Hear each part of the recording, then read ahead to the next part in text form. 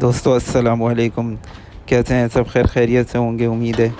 आज मैं सब सुबह उठा तो आज काफ़ी लेट भी हो गया था। मैं अपने सुबह सुबह कामों से निकला हुआ था तो काफ़ी ज़्यादा देर हो गई थी, तो और मेरे पास फ़ीड भी नहीं थी, तो फिर मैं रास्ते से लेता हुआ आया फ़ीड ना।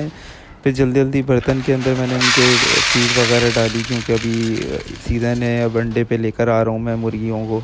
तो इस वजह से मुझे फ़ीड अब डालनी पड़ रही है। पहले मैं ऑर्गेनिक ही फूड इस्तेमाल करता था, तो अब मुझे फ़ीड चाहिए। तो इस वजह से जो है मैं फ़ीड इनको अब मैं डालना शुरू कर दिया है।